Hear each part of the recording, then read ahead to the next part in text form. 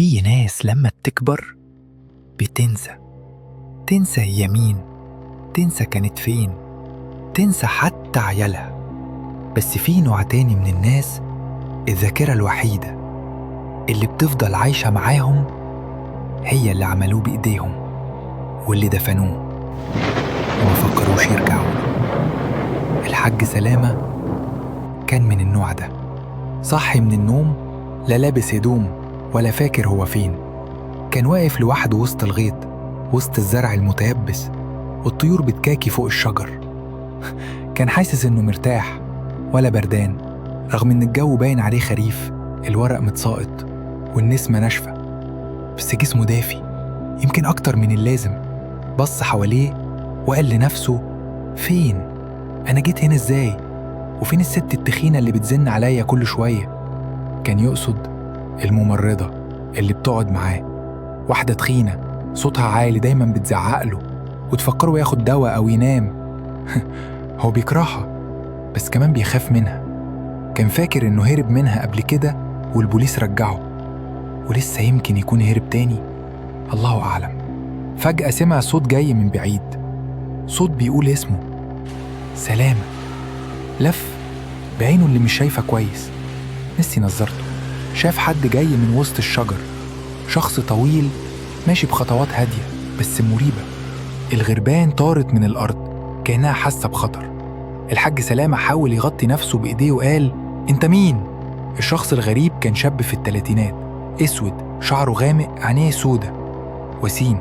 بس سلامة حس بإحساس مش مريح، في حاجة غلط. الغريب ابتسم وقال: أنت عارفني يا سلامة؟ أنا لعبت معاك هنا زمان، فاكر؟ سلامة لف ورا نفسه وقال: أنا معرفكش وعمري ما لعبت معاك، سيبني في حالي. الغريب قال وهو بيقرب أكتر: أنا أول واحد جبته هنا، فاكر؟ من يومها أنت اتعلمت إزاي تبقى جريء، بقيت تطلع الناس على الغيط ده وتدفنهم. أنا كنت أولهم بس مش آخرهم. الحاج سلامة ابتدى يتلخبط. في ذكرى طلعت فجأة، كانت قديمة ومشوشة بس فيها دم، وغنى شغال في العربية وهو سايق في طريق زراعي، وفجأة وش ولد صغير بيضحك له. الغريب مد إيده ولفه ناحية الغيط. الحاج بص، لقى ولد صغير واقف لابس قميص أزرق بس من تحت مفيش حاجة، رجله كلها دم والريحة لا تحتمل، عيونه ميتة بس مركزة عليه، وما كانش لوحده. ورا الولد كان في عيال تانية حوالي 10، بعضهم لابس هدوم ممزقة وبعضهم عريان، كلهم ريحتهم زي لحم فاسد، وشهم باين عليه وجع وسكوت. الذكريات ضربت مرة واحدة. سلامة كان بيجيب العيال هنا، يضحك لهم، يطمنهم، وبعد كده ما يرجعوش، دفنهم بعيد مكان محدش هيمشي فيه، وقال خلاص محدش عارف محدش هيسأل.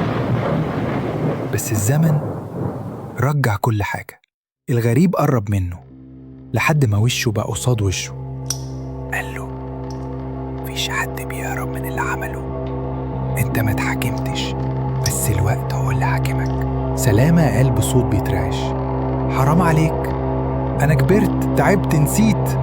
الغريب ابتسم واسنانه ظهرت، كانت طويلة مسوسة سودة كأنها حديد، وقرب وبسم.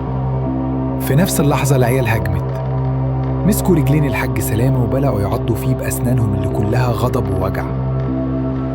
وهو بيصرخ، الغربان وقفت على النخلة بصهاله في صمت وكأنها بتحكم عليه. في ناس تفتكر إن الزمن بينسى الحقيقة، الزمن بيستناش حاجة بتروح فعلا، الريحة بتفضل والتراب بيفتكر. وعلى فكرة محدش بياخد باله